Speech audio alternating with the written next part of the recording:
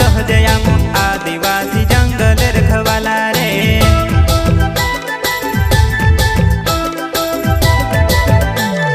चल जंगल जमीन काज पूजे रे आदिवासी दुनिया ने रखवाला रे। बाप देव खतरी काज पूजे रे आदिवासी सबसे निराला रे।